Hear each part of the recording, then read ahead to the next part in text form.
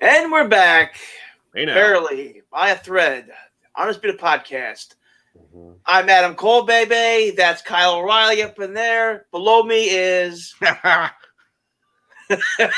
that one. He loves that one. He loves it. Like this is the third week in a row. Because you're always below me. The third week in a row. So if I were to come into the studio second, would I be above you? Yeah, I think so. So that's what it is. Yeah, I we got get to here early. You haven't been early for anything, so that's probably not going to happen. No. Yeah. Like at all, from what I understand. I was early just the other day. I had to go to a class at 4:30 in the morning, and I got there at 10 after 4. So what kind of class is it? 4 o'clock in the morning. Yeah, and why? It's none of your business, Frank. It's none of your business. It was a Lamaze class. I was gonna say a Lamaze class. Lamaze. Yeah. Do they even do Lamaze anymore? Yeah. I took it. Okay. You did? When did you give birth? Well, I was president at the event. Frank. All right. Can we get to our guest here? I mean, who's our guest? Sitting here patiently, and you're just babbling on nonsense, Frank. Well, he's talking about his pregnancy. It's okay. Yeah, Frank. It's not even. I mean, I guess if there's a time that you could, it would be 2023, right? Like, I mean, Dennis, are you eating cake? Yeah. Okay. Why don't you introduce our guest there, Touchhole? Our guest is none other than the Beer City Bruiser, Ring of Honor, Harley race. That's right. how we met, right? Yeah, we met at Harley's. Yeah. All those we years met ago. At Harley's all the way back. That's when I knew you as so get ready, boys, because we've talked about like the the aliases, and George Jackson's bad enough, right? But when I met the Beer City Bruiser, aka Matt Winchester, he was Dinty Moore. That's right. I was a lumberjack. Yes, Dinty Moore. I was a Like, lumberjack. That's awesome. Like the stew, right? Yeah. Oh yeah. Okay. Yeah. I spelled it differently though because I didn't want to get sued. Smart. That's genius.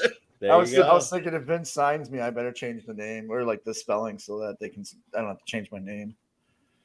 Yeah, my wife jokes because she goes, I know how long people have known you by what they call you. I said, what do you mean? She goes, if they call you Dinty, they've known you like your whole career. Right. If they call you Matt, that means they met you after Harley. And if they call you Bruiser, that's the Ring of Honor people. Yeah. I'm like, oh, okay. Yeah. It's the truth because that's kind of an unwritten rule when it comes to wrestling is however you met the person, whatever you were, introduced to them as, that's the name you always refer to them by. Yeah, and I remember when I started with Ring of Honor, and you and Tommaso were there, and you guys were the only two that called me Dinty because you knew me from the Harley days, and everybody else is like, well, what the hell are you guys talking about? Who's Dinty? Like Dinty doesn't even sound like because if you don't finish it, it doesn't necessarily guarantee that more is what comes after it. So exactly, it's like Dinty, like it sounds kind of like a ballerina. Like, did he do ballet? Yeah. There's actually a famous poet named Dinty Moore.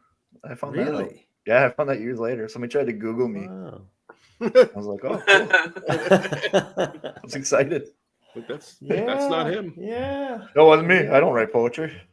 Not good poetry, at least. Yeah, no. Yeah. I don't know. So, Have there wasn't you ever an tried? Attempt.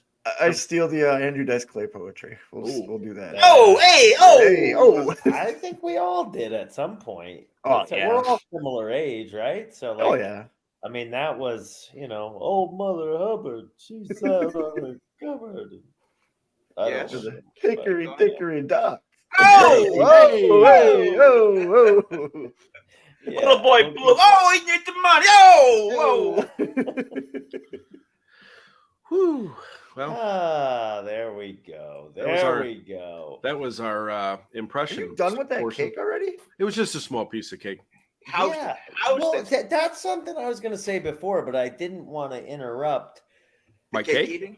No, our guest, but you two are up there just eating. Like what? Since when did this become the all out media scrum? And you're gonna stuff your face with brownies like Phil. Next week, I'm bringing muffins next week. Yeah, muffins, and then you're gonna have to. Then you got to start a fight with Presley or Jason Priestley. Or Elvis Presley if I want. Or Elvis Presley. It's Elvis Presley is dead. By the way, it was fucking Jack Perry, not Jason Priestley. Yeah, I know, but he's not gonna fight. We're not gonna fight Jason Priestley. Well, I bet you if it was William Perry, I wonder if he would have tried to fight William Perry. No, he would have. He would have got housed. He would have got housed. Yeah, Jack Perry and William Perry, two different fights going. Are you talking like the Fridge from the Bears? Yeah. Okay. And he's now probably at an age where if Phil could fight his way out of a wet paper bag, he could probably take William Perry. But I don't know. I still think the odds are. I still think he's the underdog against the wet paper bag. Is William Perry alive? UFC showing. Yeah. He's got to be alive. You give me the Fridge, I'm taking the Fridge. Jim McMahon's alive. Even Steve McMichael's still alive. That's all the same generation. Yeah. I just thought maybe because Perry 60. was always Big as he was. Yeah. So I thought maybe he was. I wonder if he lost weight, because normally those guys lose weight. Like Yeah. Gilbert Brown. Remember Gilbert Brown for the Packers? He was always the big guy.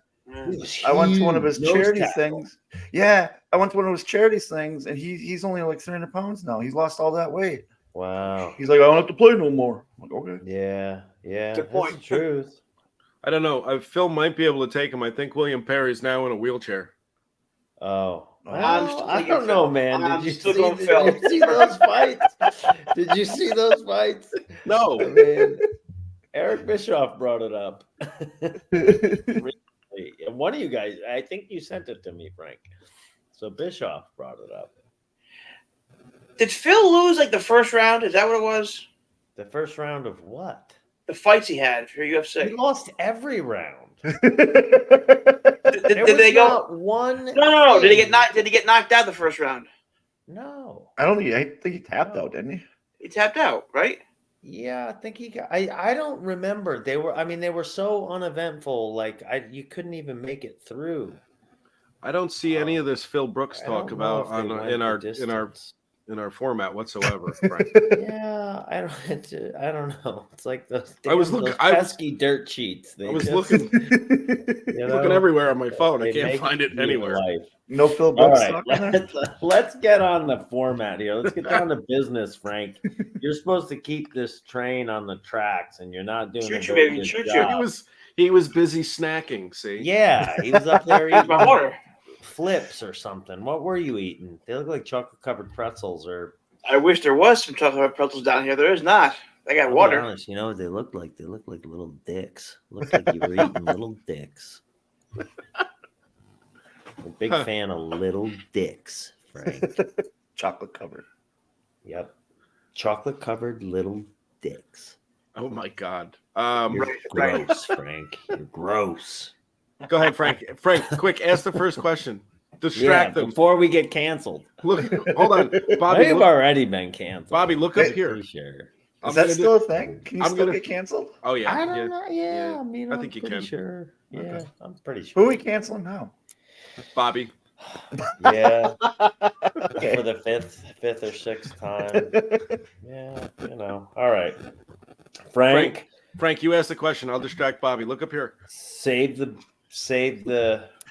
show, Frank. I think let's just start from the very beginning. Let's just rewind. No shit. That's a good place to start, asshole. All right, dickhole. Let's start from the beginning. Jesus. Hey, Frank, why don't we start the beginning where everyone would start? Yeah. Let's go to the beginning.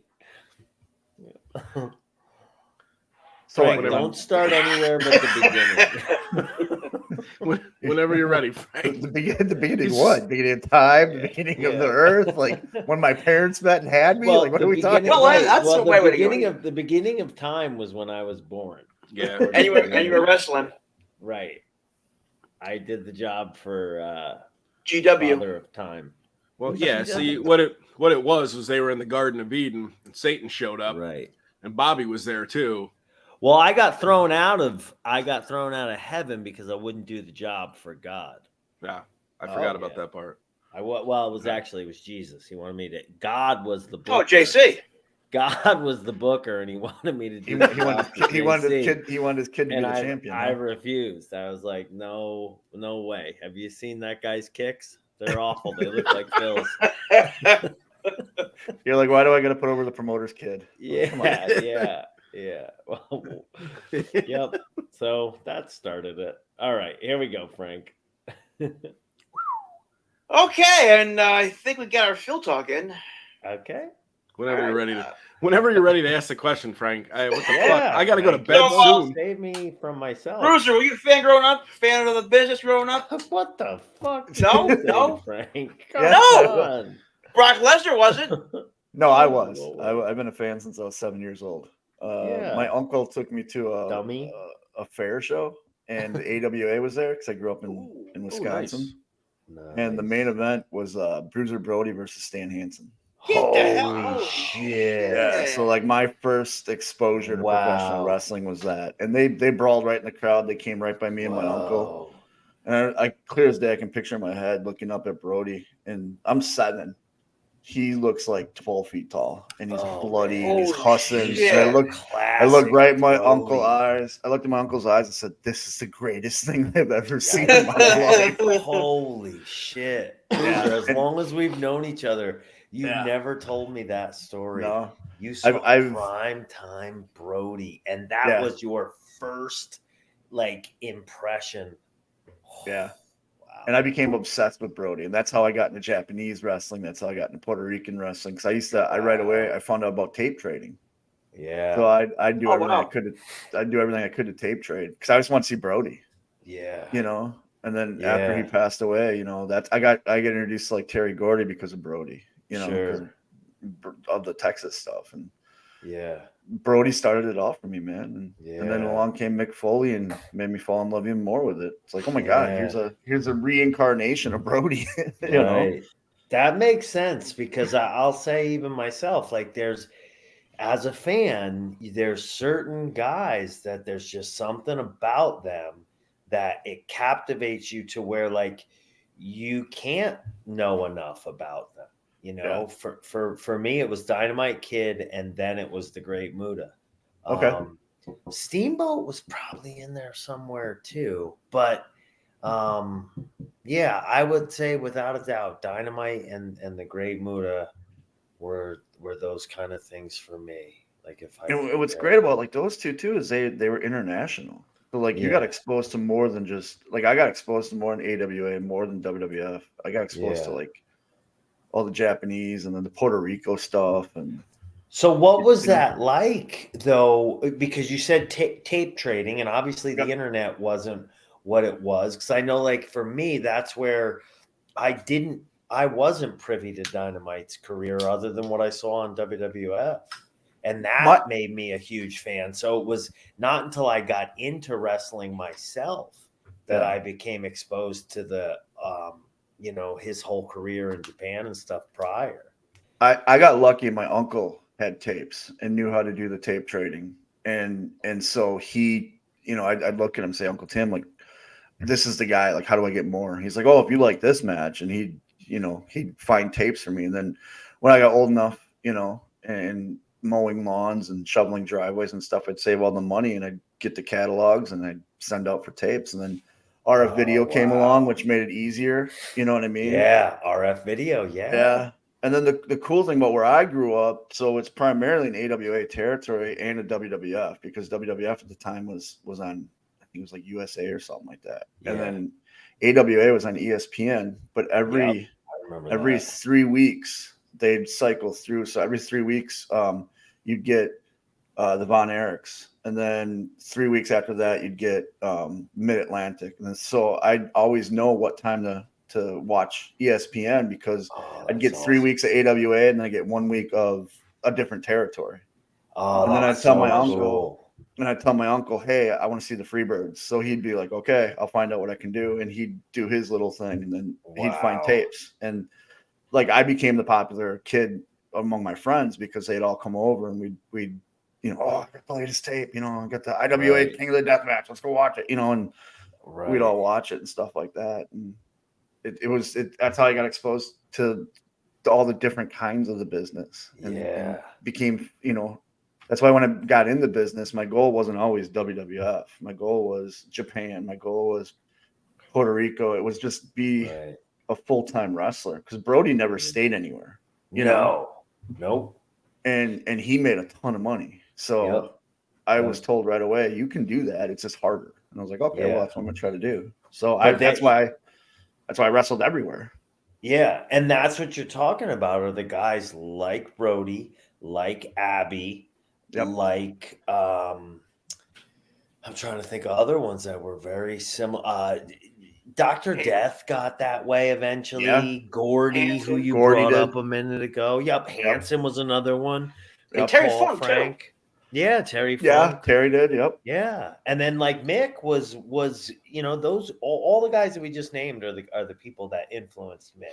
If you read, Mick's books and stuff. These are the and then when I saw him, when I first saw Mick, I was I was like 16 or 17, and I was a big kid. Yeah, and Mick was that inspiration for kids like me because I didn't look like everybody else. You know what I mean? Like I was a big kid, and he was the bigger guy. He was the ugly guy, and like, like I cheered for him, even though he was a heel or whatever. It was like, oh, this guy, he's willing to do all this crap. You know what I mean?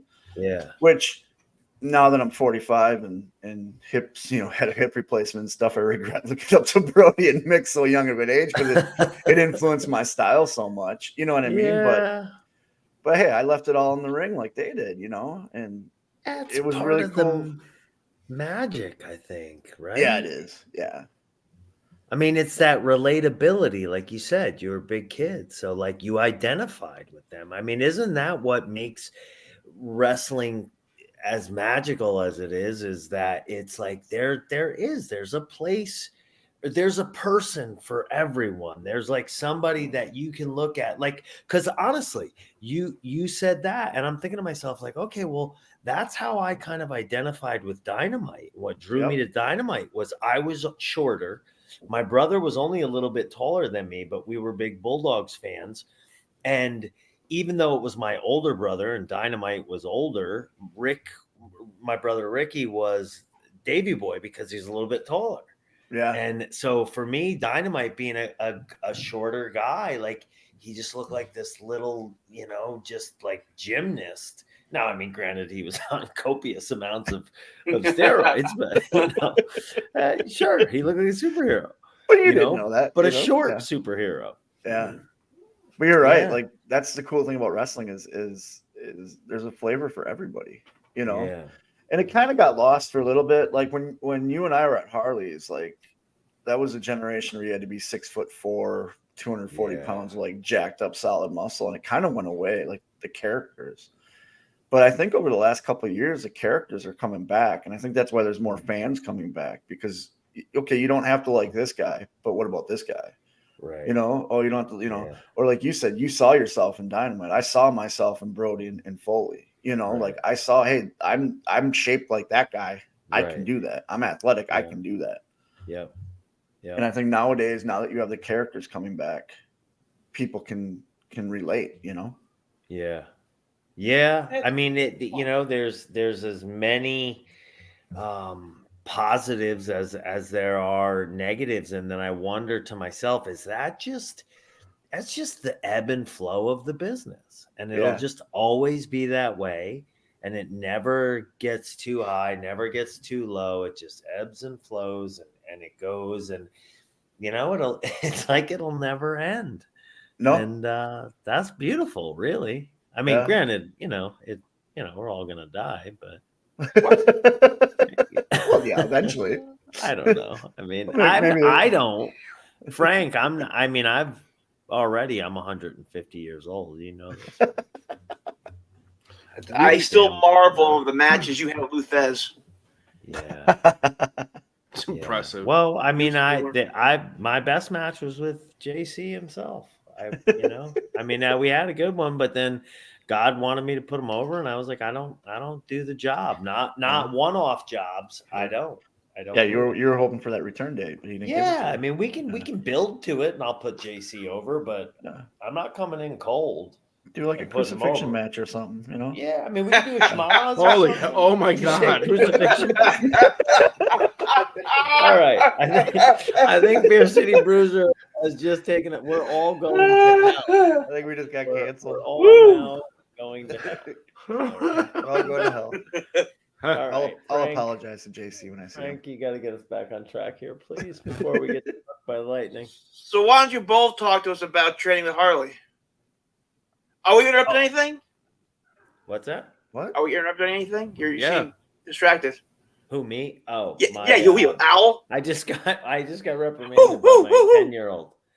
She was disapproving of something. It was probably the JC comment. Probably the JC stuff. Yeah. Yeah, probably. Yeah. Frank made me do it, babe. It was Frank. All right, back to Harley Race. What was that like? Oh, that was amazing. Harley. How did that come to be? First and foremost, like, how did you?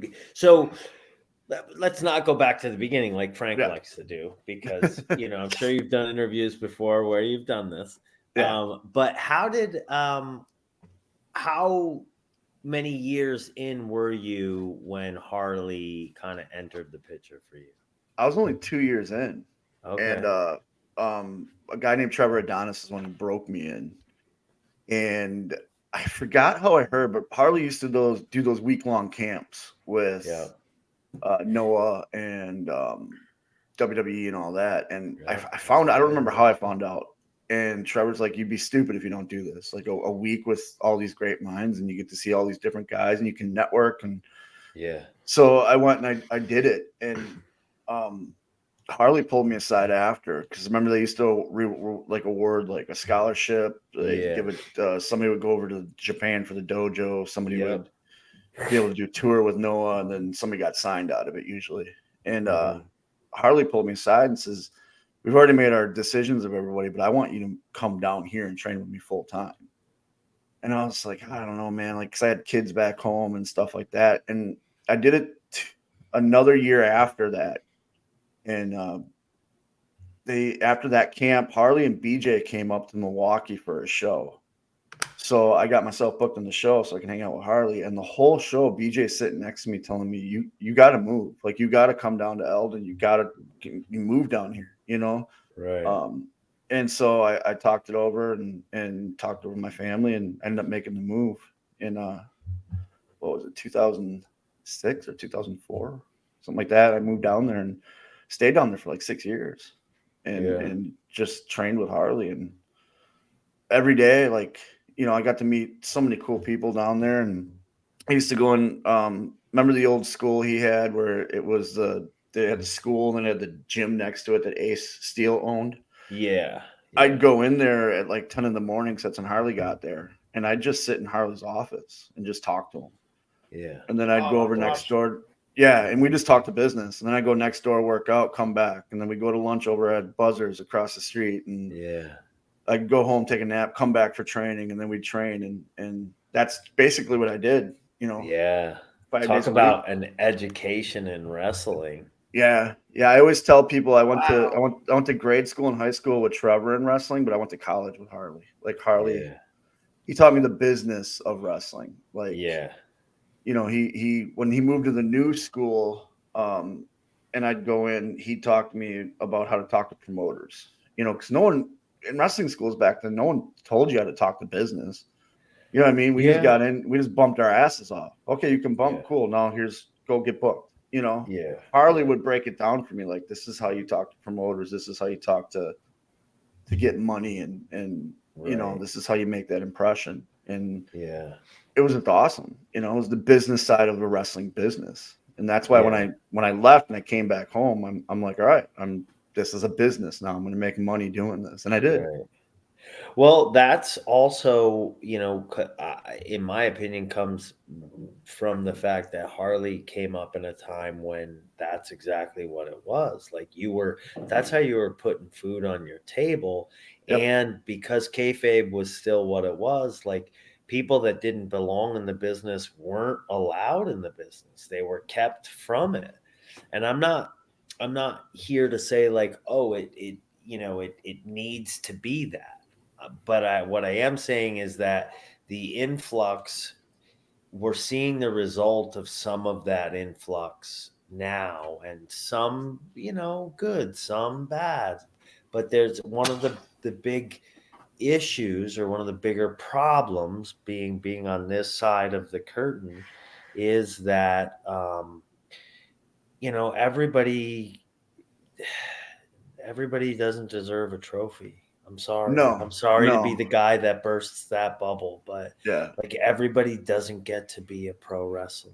Like there's certain attributes, or there's certain things that make someone more likely. And it doesn't mean that you have to be, the biggest, strongest, fastest, or the most handsome, or the, whatever, but it doesn't hurt to be any of those things. But there's just, not everybody gets to be a fucking wrestler, but yet. Yeah. And when that happens, it ends up in someplace bad. When Harley would get somebody that he didn't want in the business, he knew he had a school, so he had to make money. So he'd only charge like a tryout type thing. Mm-hmm. And he'd walk up to somebody and say, run them out. So then we'd make them run the ropes till they threw up or whatever. Because then he knew that they showed up the next day, they had at least had heart. And then he would find some place for them. Maybe they're not a professional wrestler. Maybe they're going to be a referee. Maybe they're going to be a ring announcer. But he would push them to the point where you hated everything in life. And if you came back, then he would accept you into that. And like the school that I train at now, I'm trying to encourage guys. Like you said, not everybody gets a trophy. It's okay to be a wrestling fan. You can be on the other side of the guardrail and enjoy wrestling. I still enjoy wrestling. I mean, so do I. Some wrestling. Yeah. But I hate when a kid gets in the ring and can't tie his own shoes. It's like, have you ever, well, I've been a wrestling fan my whole life. Well, good for you, but you don't have an athletic bone in your body, and this is a sport. You are preaching to the choir, my friend. Like, help, you know what? See that guy? That's the promoter. Go tell him you want to help his ring crew.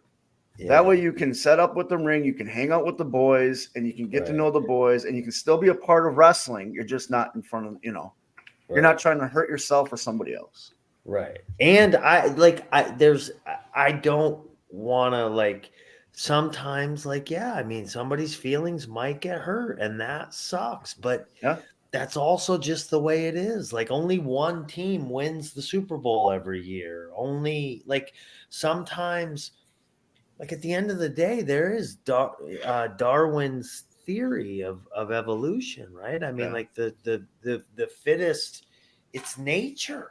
Yeah. It is what it is. If you're not an athlete, you're going to struggle to make it in this more athletic endeavor. Yeah. Is it possible to not be? Sure. But I don't know. When I have new kids start, my first question to them is, have you ever been in a fight? Mm-hmm. Because so many kids nowadays have never been in a fight. How am I supposed to teach you? Me too. Crazy. It's like, how am I supposed to teach you to fight? You know what I mean? When you've never been in a fight, you've never been punched in the face, you've never been kicked in the ribs, you don't know what it feels like. So how am I supposed to teach you that? Yeah. But I can't tell them, hey, go get into a bar fight, come back. You know what I mean? Right. That's illegal. Yeah. But like that, I've told, I'm really good friends now since moving here to North Carolina with C.W. Anderson. I told him the other day, I said, C.W., you know what the greatest thing for some of these kids in this business is? He says, what? I said, if we all went to a bar, got really drunk, and made them all fight each other. Like I guarantee you their view on the business would change. You know what I mean? And he's like, you're absolutely right. Yeah. It's you don't see just anybody becoming an MMA fighter. You know what I mean? Wait a minute. Well, that's true. You're right. You're right. You're right. You're Yeah. right. You're right. Well, you don't see anybody becoming a successful Okay. MMA. Fair enough. Let's put Fair it enough. that way. But I think wrestling Yeah. schools, I get wrestling schools need to make money, but you still need to have that gatekeeper. And Yeah. and we probably sound like bitter old vets right now, but yeah, they're not sharing the locker room with these kids that don't give a shit. You know what I mean? Right. And I love this business and I want this business to survive and I want it to be better than it was when I entered it. Right. And it's changing. Like, there's not as much abuse. The women are getting a fair shot. Like a lot has changed, but now it's gotten to the point, like you said, everyone's getting a trophy and it's kind of watering it down. It really is. It really is. And you've got people making decisions. So like there was a time back in the day when, Harley's day, when it was important, like paramount, who was your booker? Who's booking your territory? Does he know how to book? Because there's nuances to booking and like nuances that I've been doing this, 24 years. There's nuances to booking the business that I don't probably get. Yeah. However,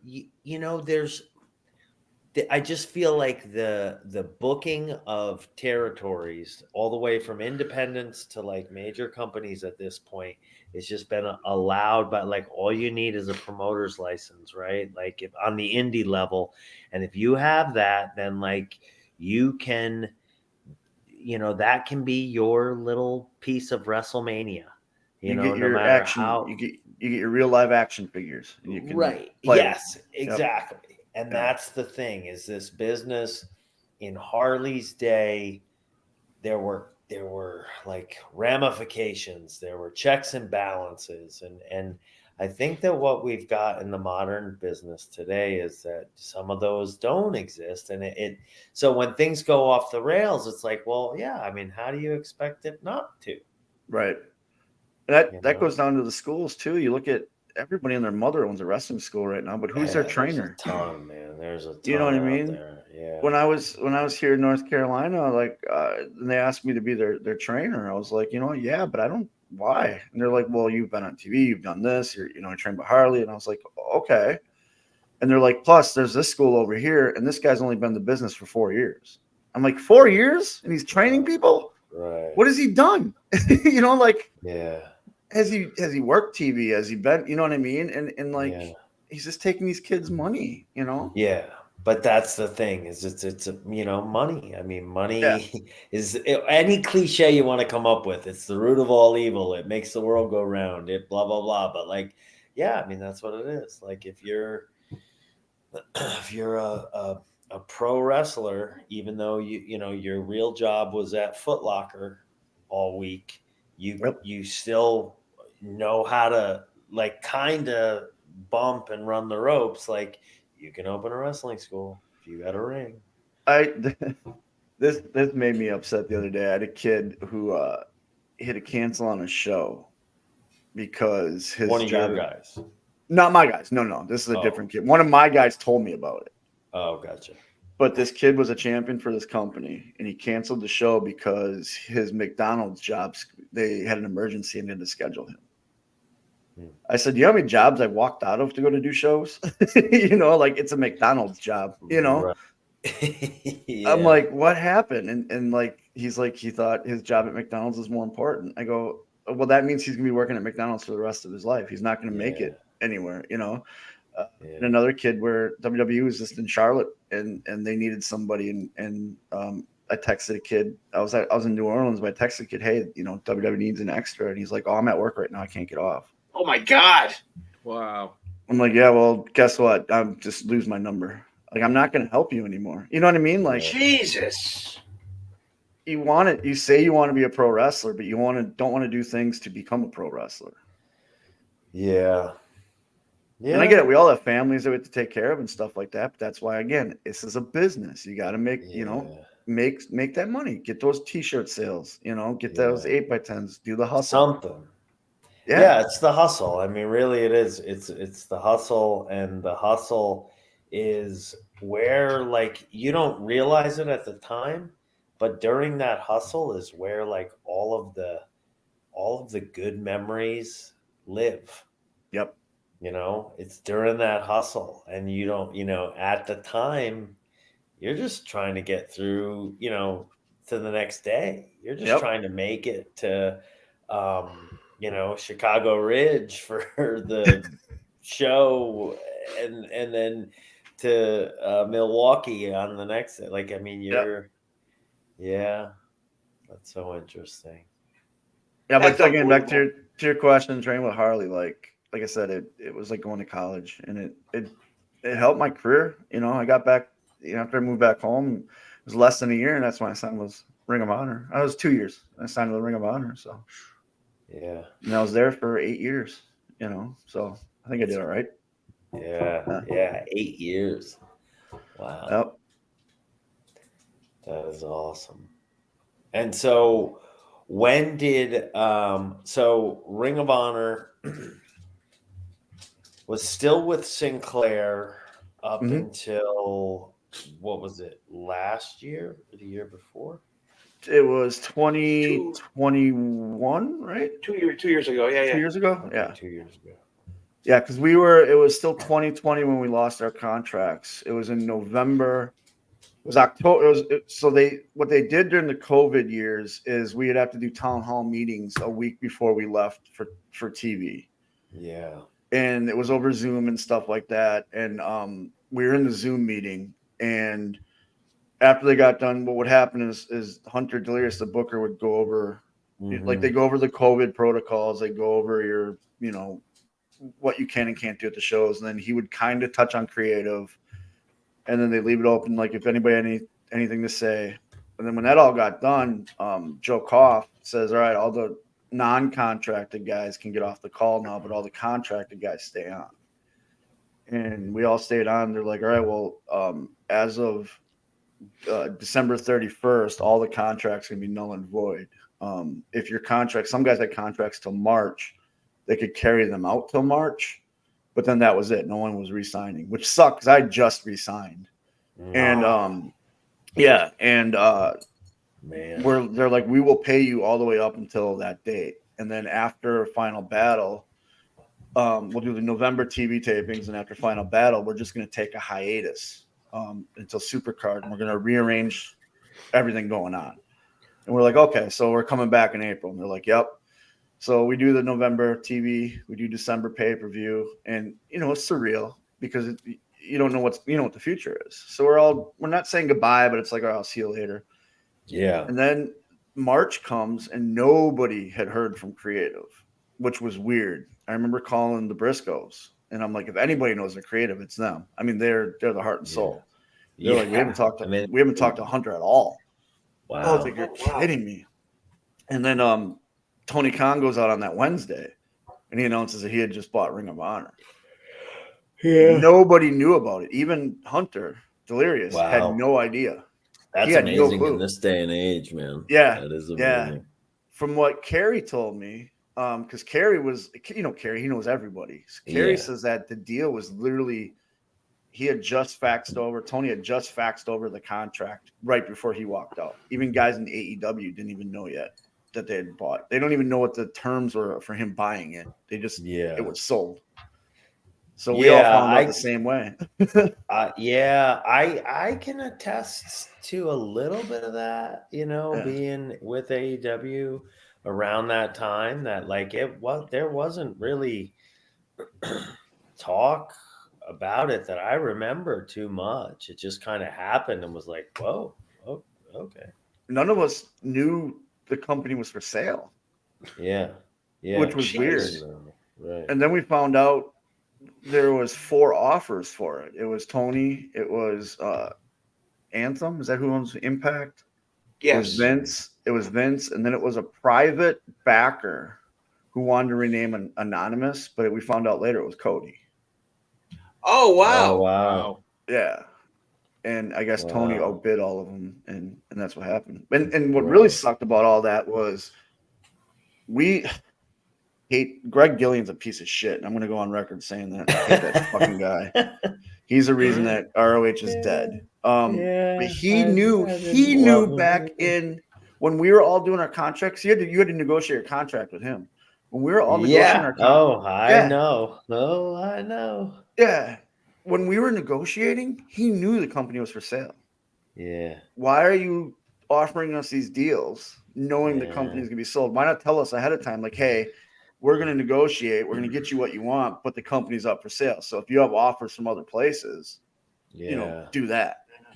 You know what I mean? Like that to me is like, but he's a coward. He was scared. Well, I mean, I'm not here to bury anybody. I have my contract negotiations that went through Greg a lot of times too. And before I ended up going to NXT, a lot of that I was doing with Greg, and Greg was very smarmy at times to where it was like, come on, dude, like this isn't personal. Right. But then like Greg truly called my bluff and I was okay with it. And I think he thought he had the stronger hand, and it was like, no, you don't, asshole. Yep. But you're going to learn how you learn. So it just is what it is. And like I said, I'm not here to bury anybody, but he wasn't my favorite either. Not. He's the only one I'll bury from that because that company was family. That company was amazing. Yeah, I loved my time there. I did too. I valued every single second. I love every guy and girl in that locker room. I have a lot of friends I still talk to this day. Yeah, we had a great window of time with Ring of Honor.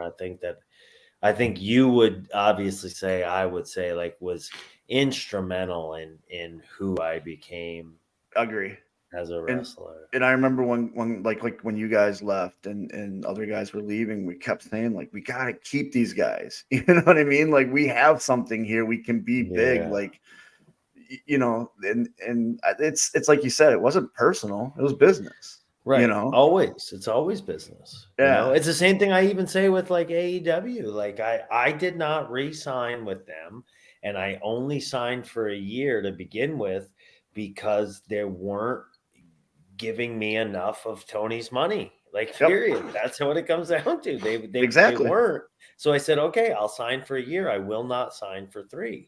And then when it came time to re-signing, everybody likes to know what the quote unquote dirt is. But what it came down to was Tony didn't want to give me as much of his money as other people were getting, and that I felt like my value was on par with or much closer than they were willing to be. So all it came down to was, okay, I'm going to walk for that reason. I appreciate your time. And the fact that you were even willing to give me any of your money. I'm grateful for it, but I got to go. Yeah. I know a couple of people that did that, and it's like everybody wants to hear, well, why'd you do it? And they all think it's this big sad story. It's not. It's business. No. Yes, it comes down to that. This goes full circle. Harley, we're back to talking about the business, right? Yeah, and I'm learning now because I'm doing more backstage stuff since I have my surgery, and before Ring of Honor shut down, they had me doing agent stuff there and producing and stuff like that. Very cool. Because I'd approach Hunter because I was getting up in age, and you can't do this forever. But I wanted to be in wrestling forever. I've been doing it forever, but I'm the anomaly. And Abe Lincoln will tell you he was a pro wrestler. I said, Hunter, like, I want to, what can I do? He's like, why don't you produce? So I'd shadow like Bully and Joey Mercury and BJ when he was there, and I carried that over. So now that I'm on the shelf, there's a couple companies here, indie companies, that are willing to bring me in to help produce their shows. Cool.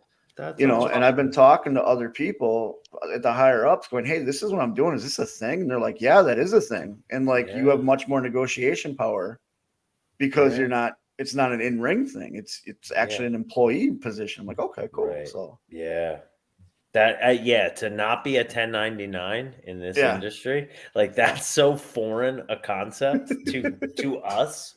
Like, wait, what do you mean? I get health insurance? What? Exactly. Yeah. What's so I'm like, insurance? All right, I'm going to put all my energy into that, see if that pans out. And if it doesn't, I'm happy. I'm fine. Good. That's awesome. That is awesome. Frank, I can't find your format here. I'm gonna take a slight left turn. I'm gonna stay on Ring of Honor. Give us a good Jay Briscoe story. Oh, I have a million. Yeah. Jamin. One'll do. Probably going to be narrowing it down. I love a good Jay Briscoe story. Yeah, Jamin, when I got to Ring of Honor, I knew a bunch of the guys. I knew Bobby, I knew Kyle, I knew Silas, obviously Tommaso, just from my time on the Indies. And I had met the Briscoes once, but when I came in, I forget who it was, kind of put me over with them, and Jamin, come ride with us.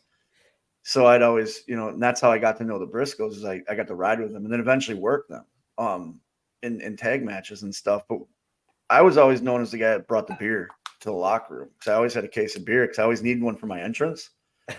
And so I just buy a case of beer. Stone Cold. I mean, exactly. And Jamin, they'd always be main event because, like I said, they were the heart and soul of Ring of Honor. So after a while, he'd come back, hey, Bruiser got those beers, and they'd be gone. So what I started doing was taking 2 of them and keeping them on ice, or 3 of them, 1 for Chicken and 2 for Jamin, so that when Jamin got back to that curtain, hey, Bruiser, got any of those beers? Yeah, here you go, bro. I got 2 of them right here for you. Yeah. And so every time he saw me, and even if he was early on the card, he loved when he was early on the card because he can come over and there'd be a lot more beer left. And so it would just be me, him, and Chicken didn't drink as much as we did, but Jamin, we'd get drunk and just do stupid shit, and it was fun. And then here comes Dickhead Guy. Yeah, I think Jeff Jones was the one that gave him that name, but Dickhead Guy was Jamin's alter ego. It was whenever Jamin got drunk, Dickhead Guy was. He would do that look. Remember, he'd get his hands up like this, and he'd turn his head, and you're like, "Oh, the Dickhead's here," because what that meant is he wanted to wrestle you. Yeah, he wanted to take you down. Yeah. He clotheslined our director over a pool table in Sam's Town one time. She's all, just do this, and he's like, who do I got? And, and I'll be the first one to say, like, Jamin had 1 speed with the clothesline, and there was nothing worked about it. Nothing. No. But to go along, like, we worked them one time. It was my birthday, and we were in Lowell, Massachusetts, and the Briscoes had 1 speed, like Bobby just said. And in the ring, like, I don't know how he could smoke a cigarette and then walk out to the ring and go as fast as they went. And we were supposed to be in the main, but they moved us to the first match because Chicken's wife was giving birth to his child. So they wanted to get the match done so they can get him on a plane to fly him home. Yeah. So we're going extra fast on this particular night. Right. And Jamin, we're on the outside, we're brawling, and Jamin grabs me. And he goes, Chicken, get in there and do that chicken shit. And Chicken's like, okay. And he goes, all right, Bruiser, here comes that chicken shit. And I'm going, what the hell is chicken shit? Like, what is this? Like, oh, you'll know. And it's that thing where Chicken would put the chair on the ring and he'd do the Sabu jump onto people. Oh, okay. So I'm standing there being held, like, what the hell is going on? Next thing you know, I got Mark flying at me. And then Jamin comes over and goes, see, doing that chicken shit. I'm like, you're right, Jamin. He's doing that chicken shit. Yeah. Yeah. I mean, they had an unspoken, and it comes from obviously being brothers and stuff like that. But there was a certain just connection between those 2 boys that goes well beyond just wrestling and just even goes beyond like growing up together. I mean, talk about like just kindred spirits. So much the same as one another, but yet distinctly different. Yeah, I was gonna say I had a different relationship with Mark than I did with Jamin. Yes, but then when they were together, it was a third type of relationship. Yep. Because there was a dynamic that existed with the 2 of them together, as opposed to when you're with one of them or the other. Exactly. It's just very, very interesting. And man, I mean, we could literally trade Briscoe stories forever.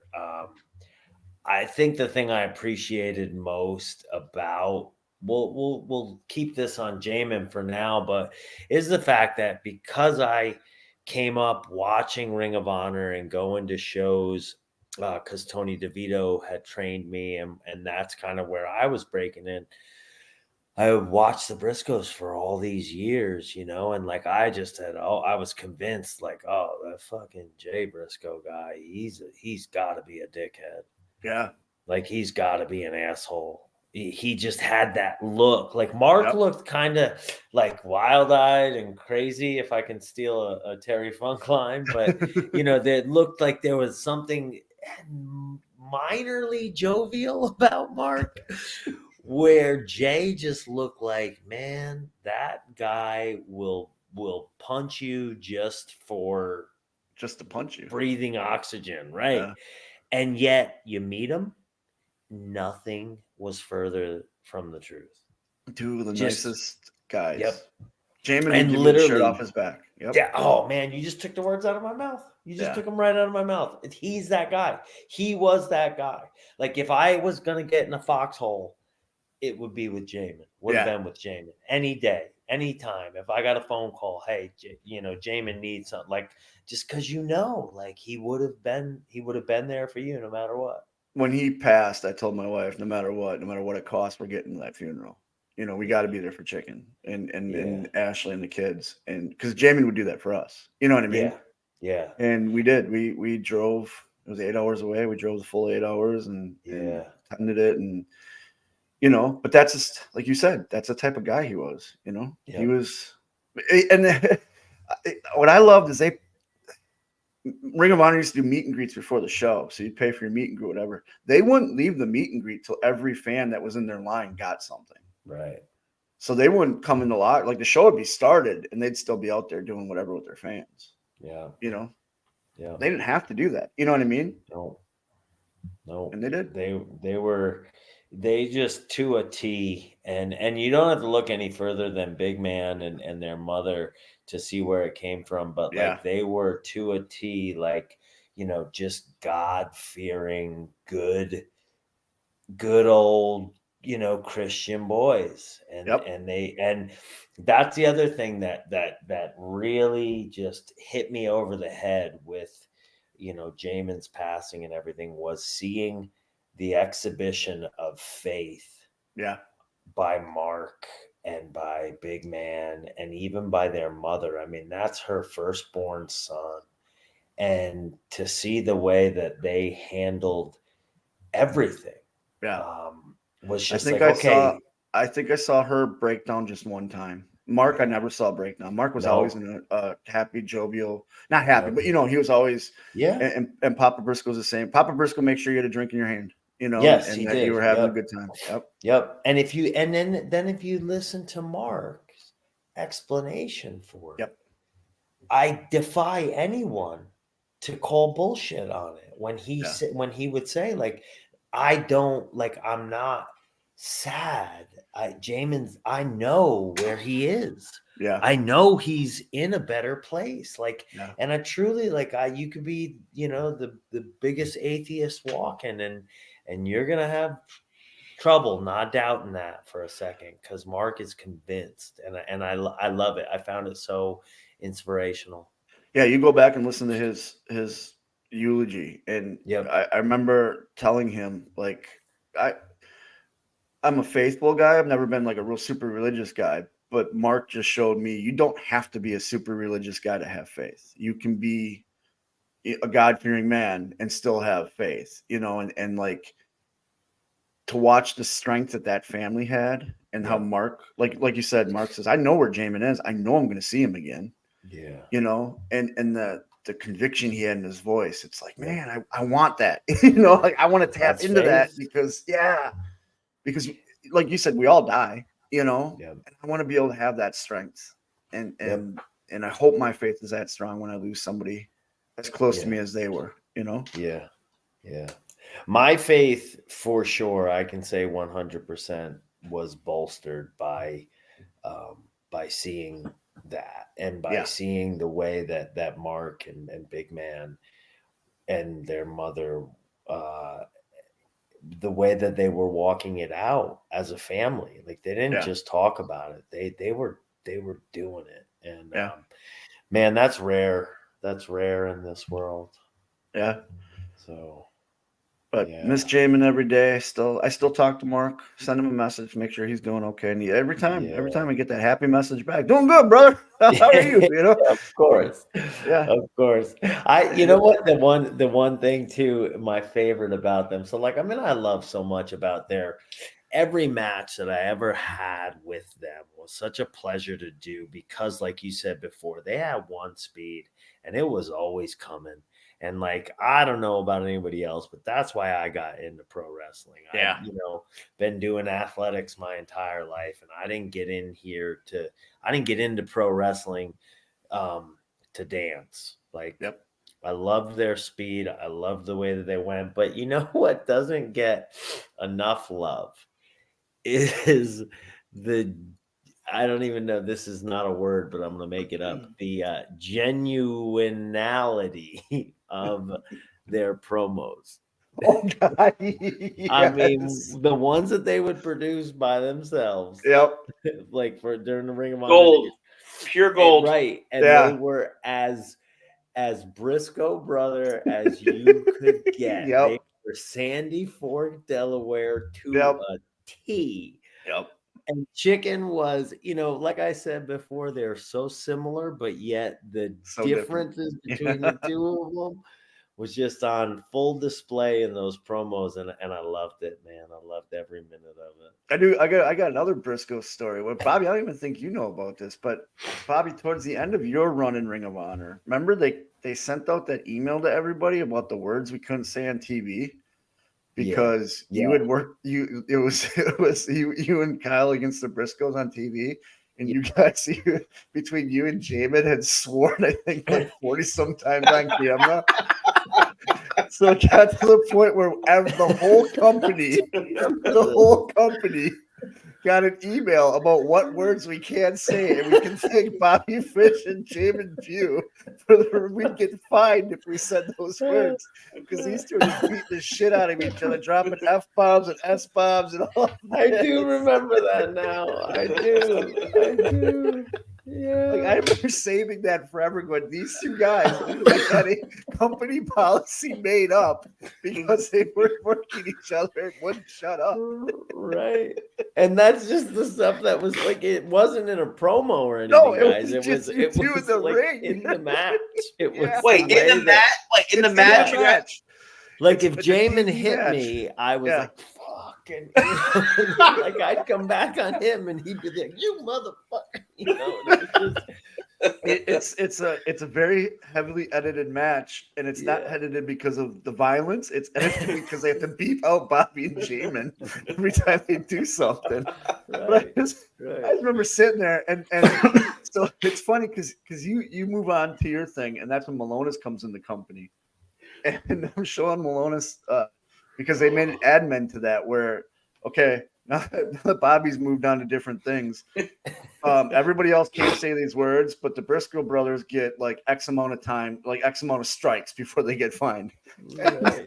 So Malonis goes, "What's the story behind this?" And I said a funny story, and I ended up bringing up the match because we were at the TV place, and I ended up bringing up the match, and he's like, "Wow!" And I'm like, "That was Bobby and Jamin." Like, he goes, like, "Do they know they're doing that?" I'm like, "I don't know. Like, I don't know if they planned it. I just know they're doing it." Yeah, I think it was just genuine from the two of us. And I know, like, when I started wrestling, it was always like, okay, how do I make this as real as I can? And for me, if I was in a fight, I'm not watching my language. Exactly. In football games, like Frank and I played football together, like, I was not careful with my language in football games either. And I think Jamin was also a football player and an athlete. And like, it's, I don't know. I don't know. I know the live crowd loved it. And sorry, I dropped my earbud. But yeah, that helped me to be not in character. It helped me to be present and be in it. And it felt like every time I wrestled Mark and Jay, it felt like a football game. Oh, yeah. It truly did. After, I loved it. I loved it. I mean, those are some of my favorite times in stupid. And I think that's our generation. We loved hitting each other and letting the sweat fly. As long as it's what was it? Snug but safe. Be snug but safe. Yeah, snug Let but the people safe. in the front row feel it. Yep. No daylight. There should be no daylight. I should not see any daylight. There should be. I should hear it.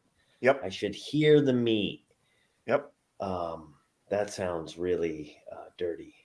Hear the meat. Hear the meat. That's why I'll be a snug hit the meat. That's why I love working, Bobby, because you can hear the meat all the time. Those kicks, man. Yeah. You could with Sean Stasiak too, wasn't he meat? He was meat in WWE. There you go. Frank's favorite. Frank's favorite was meat. That was always his. Frank was meat for Halloween one year. It was. Did you wear the tiny trunks and all that? I was Jimmy Jack Funk one year too. Were you really? That's Art Barr's brother. No, really? Yeah. Jesse Art Barr. Barr's brother. I just learned that recently. I didn't know that. Yeah. Awesome. Did you tell me that, Frank? I may have. I think he talked about it on our last episode where we did the tribute to Terry and Bright. Yeah, that's where it was. God. It was like a fucking week or two ago. So long gone from your memory. Concussions are real. They're real. They're a real. DTE's a real thing. Bobby doesn't even remember the beginning of this fucking podcast. No. But I do remember. The burning bush. I do remember the burning bush. Did you date? Oh, never mind. Oh, I've been around that long. The biblical, It's biblical, Frank. Oh, yeah, sorry. it's biblical. Frank. Different bush. Yeah. So Frank's thinking of Revenge of the Nerds. He was thinking We've got Bush. We've got Bush. That's the first time I saw. That's the first time in my young life that I saw the Nether Regions. Oh. Yeah. The naughty area. Mine was Porky's. Remember Porky's? Was it? I do remember Porky's. Yeah. Wow. Porky's. And then Revenge of the Nerds. Remember life before the internet? Now kids, there's like no mystery whatsoever. They're seeing reverse cowgirls and bukkake. No Bukkake Lounge. Frank's way into bukkake. Frank, are ya? Yeah, Frank huge. Okay. Yeah, I got a bar in Japan. Yeah. They call him Frank. Frank likes to receive. He's a receiver. He's no quarterback. Just get it plastered everywhere, huh? He's the receiver. Make the old hand, no window. Yeah, he's really Jerry Rice, not Joe Montana. I learned the other day that YouTube was created because the guy missed the Super Bowl halftime show where Janet Jackson's boob came out. Really? And nobody recorded it, so that's why he created YouTube. Wow. I didn't know that. Yeah, okay. My daughter taught me that the other day. She goes, YouTube was created because of porn? I'm like, what are you talking about? She said, yeah, the guy missed the Super Bowl where Justin Timberlake rips out Janet Jackson's boob, and he was mad, so he created a platform where you could post stuff up like that. I'm like, your daughter told you about that. Yeah. Well, she's. Does she want a job on this podcast? Because we're looking to get rid of Frank, and Frank is supposed to do the research, and he's, we're looking for somebody. That's what I'm saying. Anybody? We're taking resumes. Any and all comers. Yeah. Oh, Frank, you are just with the dirtiness.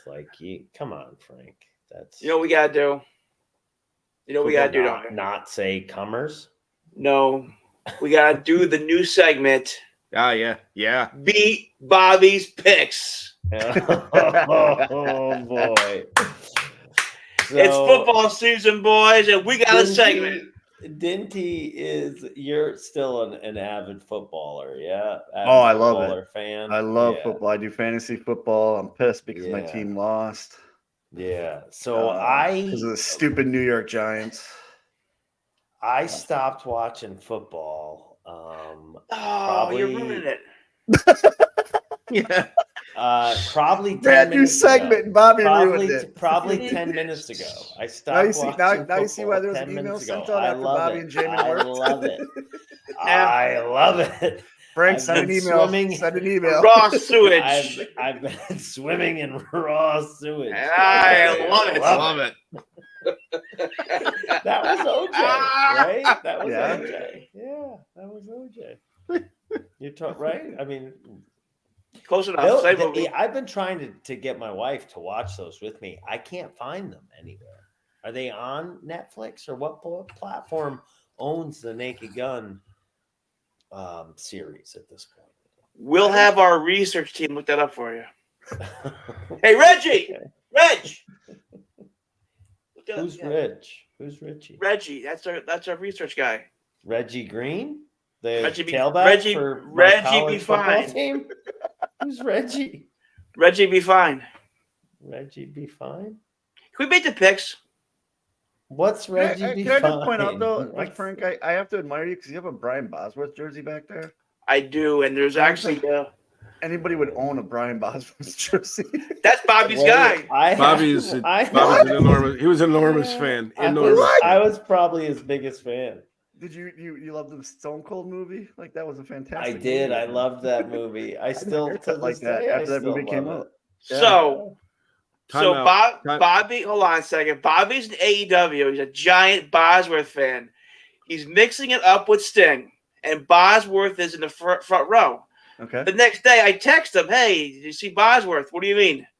I go, "He was at your show." He goes, "You're lying." I go, "I swear to God, Bosworth was there."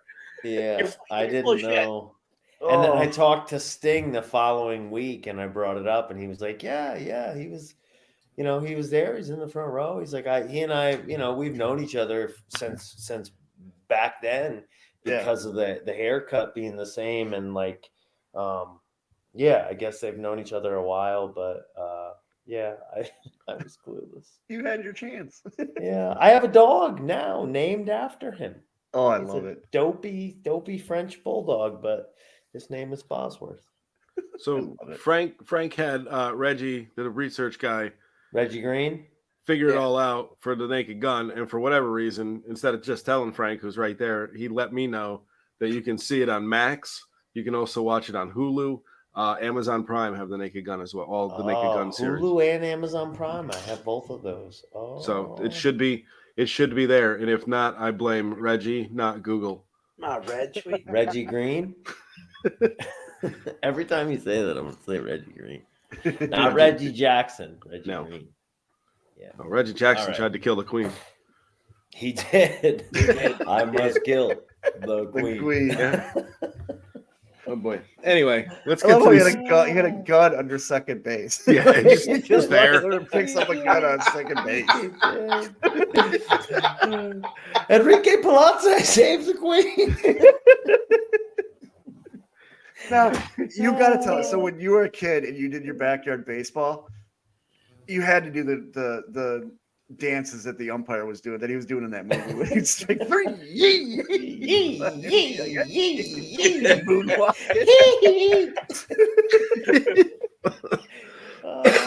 what a great movie. It's based on a true story, too. Weird. Thanks, Frank. Well, yeah. I mean, why not? All right, let's get to these picks. Yeah. Frank, you've done such a good job of keeping this thing on the tracks. Might as well get us back on topic. Here we go. Let's let our guest go first. Okay. What am I doing now? You didn't explain. You said who's our playing? new segment, Bobby's picks, and that's all you said. So we're gonna have It's just three you're picks. supposed to know. 3 picks. Each guy's will make 3 picks, Okay. and we'll see who's better. That's all it's gonna be. A little competition. We'll see who's better at just picking. Just pick Any team? Any game? Any game? any game from the pros. So like,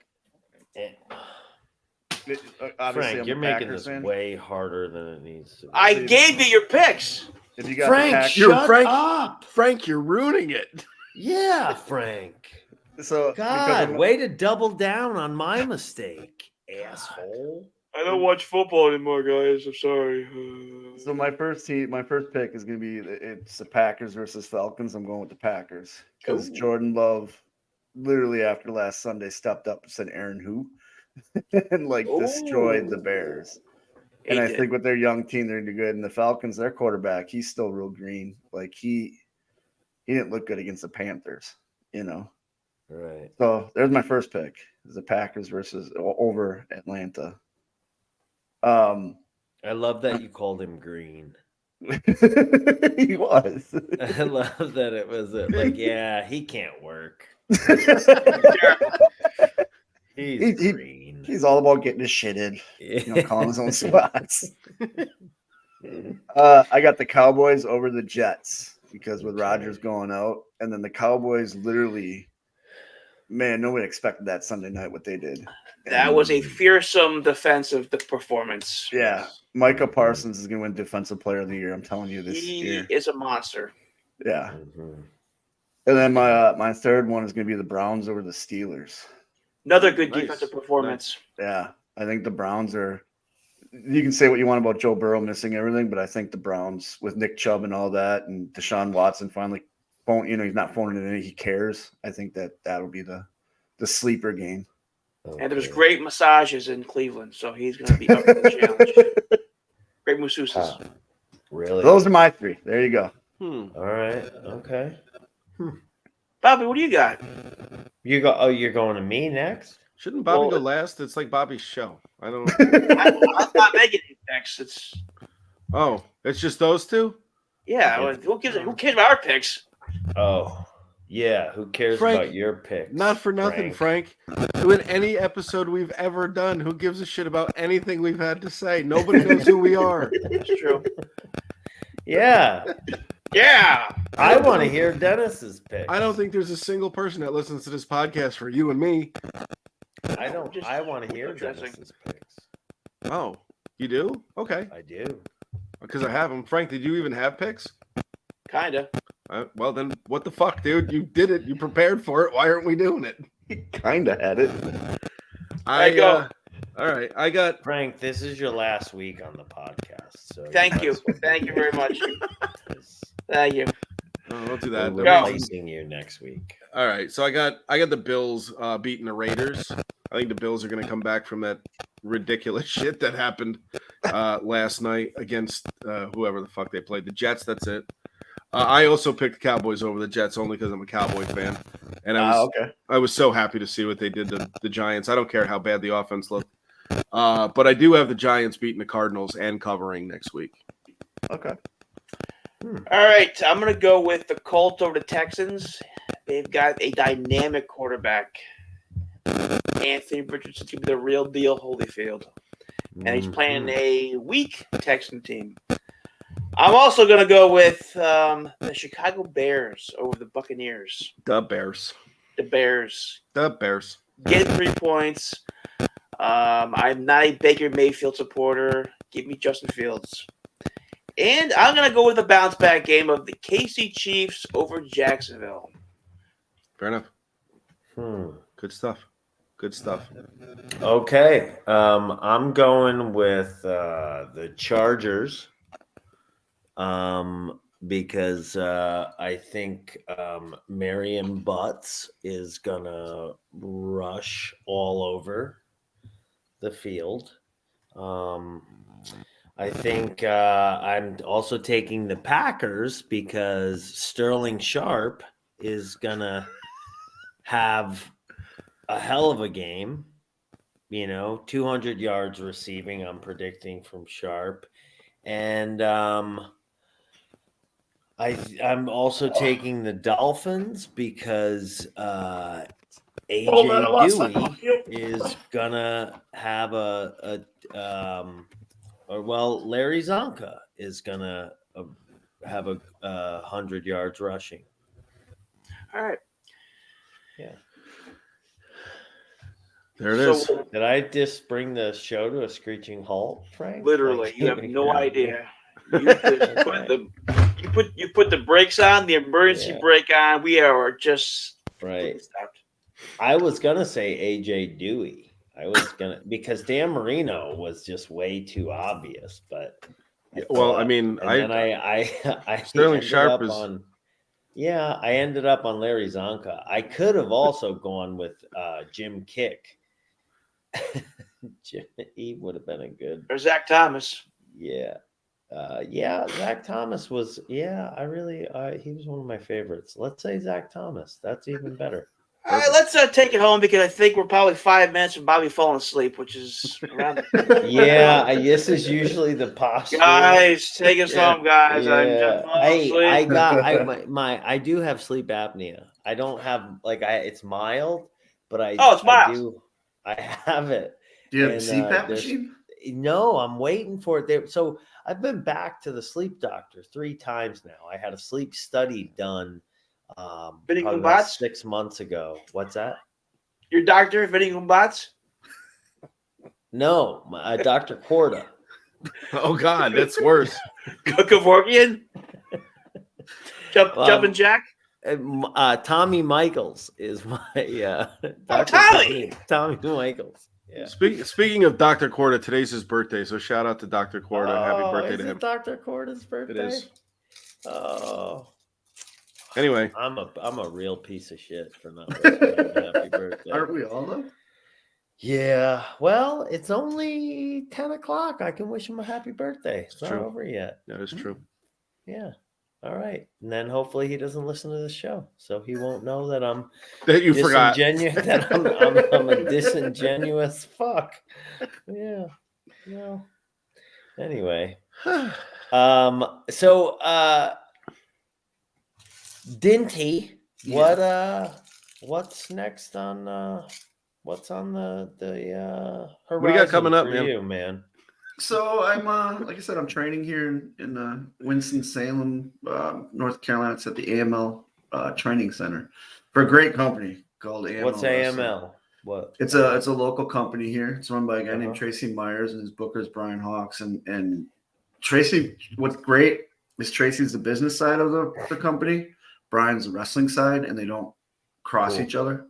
Yeah, and yeah, that's old school. Yeah, and Tracy is one of the most successful used car salesmen like in the world, and he runs the company like that, and it shows. I think my first show for him, he walked up to me and he apologized, like, I'm really sorry. This is our one of our smallest shows, and I'm really embarrassed that this is where we're debuting you. I'm like, oh, no worries. I worked in front of small crowds before. Yeah, his small crowd was 500 people. Yeah. Yeah. You're like, you have no idea, sir. You have no idea, sir. Yeah. I've been in locker rooms where there were more people. I've been at shows where there were more people in the locker room than in the audience. And they just know how to do it. They got their own facility for the training and stuff, and it's fun. They brought me in. They have I don't know if you remember George South from back in the day, but he's one of the locker room leaders. George South back in the day, yeah. So I train there every Monday and Wednesday. Cool. I'm doing a podcast with my buddy. It's called Darkness Radio. Nice. On Tuesdays we do true crime. I do it's dumb crime, stupid criminals. We just cover all like the funny shit that happens, and then on Wednesday we do the supernatural, paranormal stuff, and it's so fun. Very cool. So well, you piqued Dennis's interest. I gotta check that out. Darkness Radio is what it's called. DarknessRadioshow.com is the website, and every Wednesdays when we do the supernatural stuff, and then Thursdays he always brings in like guests. Like he has Adam Berry coming on. He just had Frank Zapka, who was the haunted collector guy. He collects all that haunted stuff. Danhausen's dad's actually a psychic, and he's been on the show. Oh, no, really? That explains a lot. Yeah, Brian Danhausen. I didn't know that. And all of a sudden, like, we're interviewing this. I'm like, Danhausen, like, you know there's a wrestler? Like, that's my son. Right. He's like, I'm like, oh, okay. That's crazy. And then I ran into Danhausen in the show. I'm like, why didn't you tell me your dad was a psychic? He's like, I just never thought about it. Yeah, that's funny. I mean, I don't know. I don't know anyone whose father is a psychic. I don't know anyone whose anything is a psychic. I know no one links to psychics. Which I think 98% of the population would say the same thing. Yeah. I know more psychics now since I've been doing the show than I did before. Of course. Yeah. Now I'm in that world. Not to sidetrack us and not to make this much longer, but so what is your take on the psychic thing? Is it all BS? Or no. I believe people have abilities. Okay. My wife's a sensitive, so like if we go into like haunted places, like she gets feelings and stuff like that.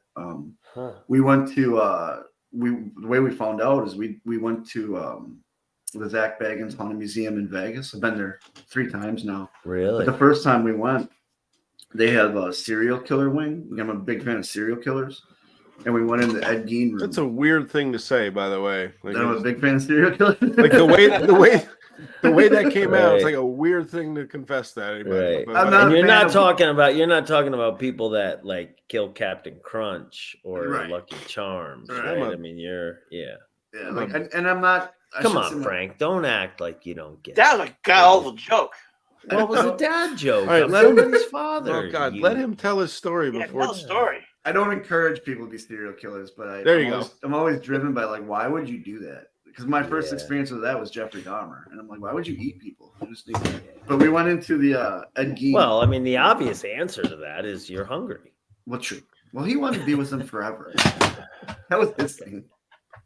But we went to the Ed Gein room, and they had the cauldron that he used to drain the body's blood in. And my wife kept like brushing. She thought like something was touching her hair. And I turn around, and she hits me. I'm like, what are you hitting me for? She's like, stop grabbing my hair. I'm like, I haven't touched you. Like, nothing. Right. So we get home, and like her anxiety's through the roof, and we start having stuff happen at the house. And one night we're both sleeping, and we both wake up at the same time. There's a shadow figure standing at the foot of our bed. Nice. And we freaked out. So I called my buddy Tim.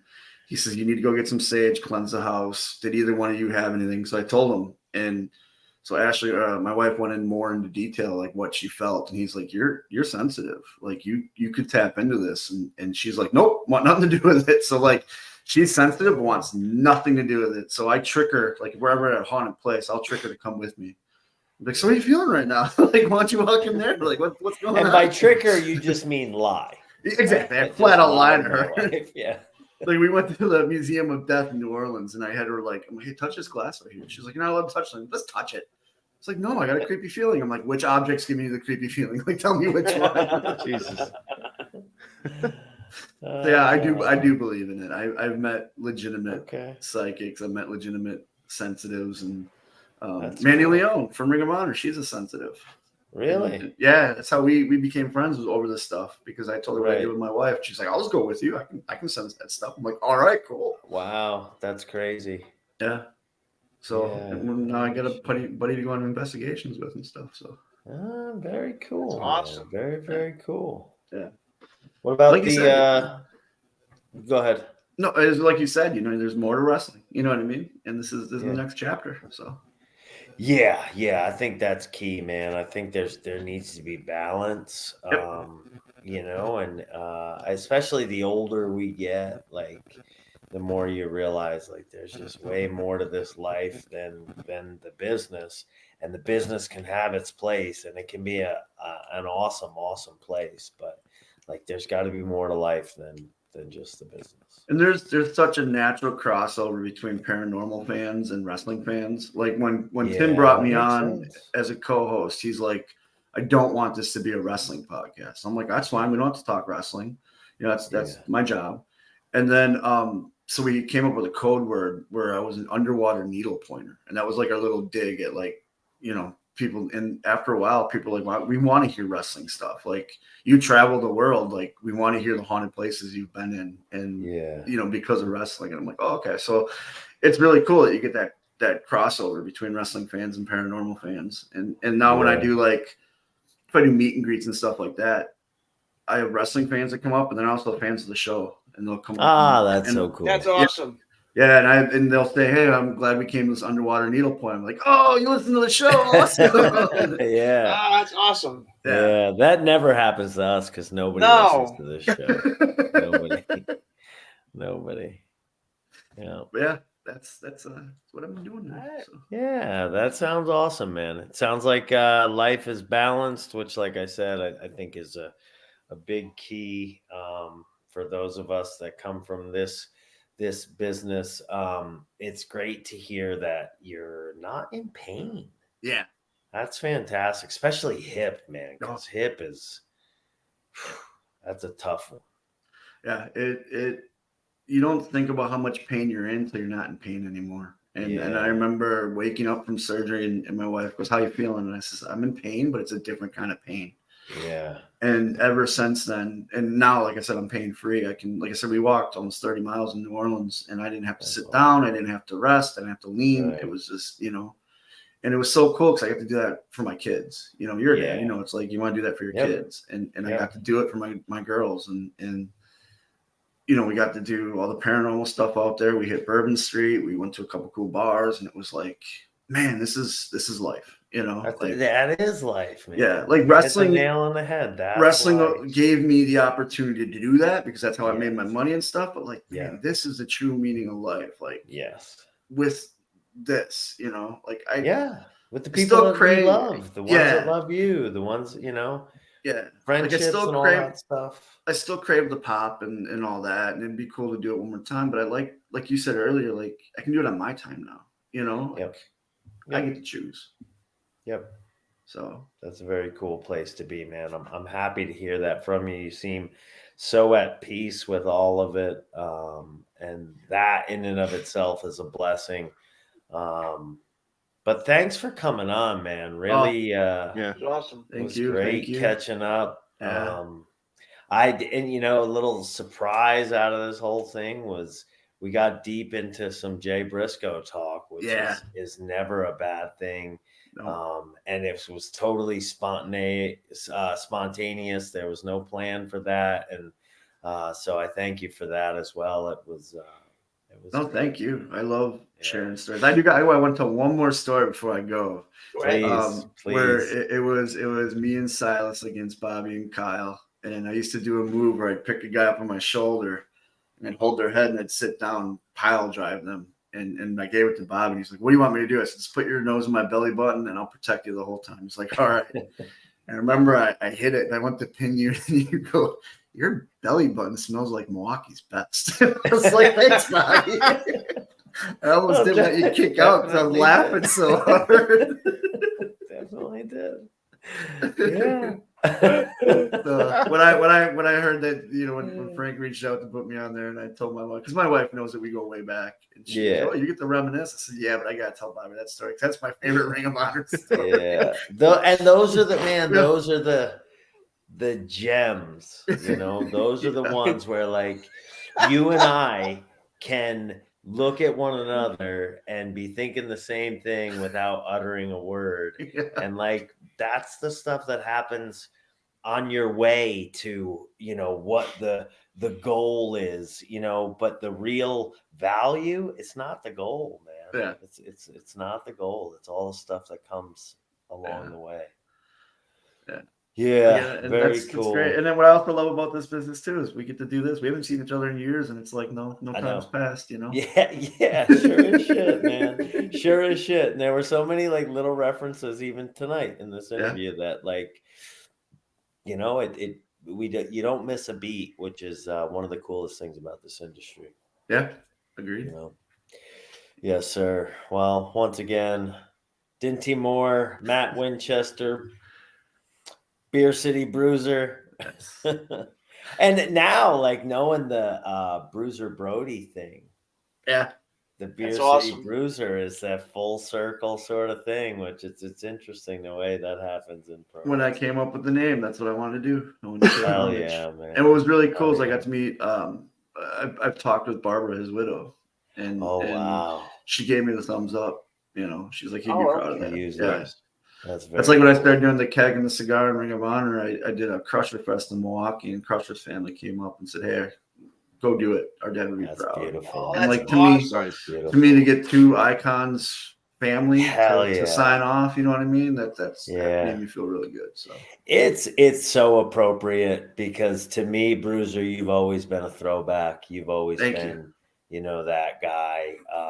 All the way back when I met you at Harley's, like there was a certain vibe that came off of you and like Trevor that you were just throwbacks. You would have worked, you would have fit in perfectly at that time. Thank you. The same way you do now. So thank you. I appreciate that. Yeah. Well, I love you, man. I love you too. Please Good luck say on the hello to your podcast, wife. Frank. Good luck in your future endeavors. yeah. Let your daughter know. We'll give her a call. I will. Frank's out of here. All right, boys. What do we got? Anything else? Hey, any socials or anything you want to plug? Yeah. Facebook comes the Beer City Bruiser. Instagram's Beer City Bruiser. Twitter is BCB Winchester. Yeah. ProWrestlingTees.com/Beer City Bruiser. It's all my shirts are. I got cool wrestling buddies. It's Brothers Got a cat Couture. over your shoulder. Oh, that's my little cat Bruiser. Do you want to show us the butthole? Well, that's so. No, because all right. So Bruiser knows. Moose. He knows Moose. Yeah. Moose, wasn't it Moose? Boy? Yeah, it was Moose. Yeah. Moose's cat. We had Moose on, and his cat goes walking by, and next thing you know, we're on to some other story, and then he's holding the cat's ass up to the screen, and it's just his cat's butthole. He doesn't like when his butthole shows. But he hangs out with me because I got 2 dogs out in the living room. Oh. Yeah, right. I got it's not safe. I got a boxer named Ziggy Starpup, and then a wiener dog named Talia Al Ghul. So, yeah. I'm on Cameo too. Beer City Bruiser on Cameo, and then Darkness Radio Show. Come listen to the podcast, and me and Tim will. Come see a different side of. Yeah, I would say that on there you're Matt Winchester. Nope, still Beer City Bruiser. Oh, okay. Yep. They. I mean, I do both, but yeah, they call me Bruiser, and because that's how the fans know me. But it's great. Yeah. Just come on over and we do spooky stuff. Like I said, Tuesdays we do the Dumb Crime Stupid Criminals, which is just us making fun of stupid people. Well, that's it's cool. And you guys got anything planned for? You got like a Halloween special or anything? Actually, maybe we'll have you back on for our Halloween special. Oh, I'd love it. Yeah, we did one last year. Well, yeah, we'll be in touch. We'll be in touch. Well, I mean, your daughter is going to be on the show when Frank's out of here, so she can let you know. She can let you know. Yeah, Frank's. Never text her dad. Yeah, Frank's going to be collecting unemployment. Not that he gets paid for this show. Not that I was going to say, wait, you get paid? Yeah. No. Yeah. No. We don't. Yeah. Nope. No. Frank, do the plugs. Right. BobbyFishApparel.com for all your Bobby Fish needs. What about my Frank Ferraro needs? He's right here. Check it out. What a fucking or anything for that? What a letdown. Wow. Jesus. Bobby Fish 7. Do I need to grab my What do you mean, Bob? What do you? No, to book you, dude. We're trying to get you work. Stay home then. Stay home. I don't need work. I don't. Oh, all right. I can't work. Ask Phil. The Bobby Fish on Instagram. The Bobby Fish on Twitter. X. Twitter. Yep. I have a seminar coming up on September 30th at the House of Champions, September 27th on Streamly. It's actually going to be on my Instagram, but a virtual signing from my Instagram. It's at streamly.com/BobbyFish is where the store is. So you can go there, buy your 8x10s, your wrestling figures, your t-shirts, whatever it is. And then I will sign them on the virtual signing, and then Streamly will ship them to wherever you are on the globe. Including Alaska. Because that's part of the globe. Thanks, Frank. Right. But not on Mars. Because it's not part of the globe. Flat Earthers right now are going, what the fuck? It's not a globe. But that's neither here nor there. Yeah. You got a match coming up against a friend of ours, don't you? I do. I'll be beating up Vinny, Vinny Pacifico. A little energy drink guy, huh? Yeah, you heard right. There you go. Wait a minute. Little energy drink. Little energy drink guy. He's coming for you. Yep. I'm gonna beat the energy drink right out of him. Vinny, Yeah. grab your fuel, grab your G-Force, grab your Red Bull, grab your Zoa, whatever else you want to drink. Yeah, but Zoa's The Rock. We don't want to mess with that. I mean, listen. I can't. I'm not gonna. I can't. I'll do the job for The Rock. You won't do the job for Jesus, but you'll do the job for The Rock. Got my priorities in order. Got my priorities in order, didn't he? Holy shit. My Rock pays better. priorities in order. Yeah. There you go. Yeah.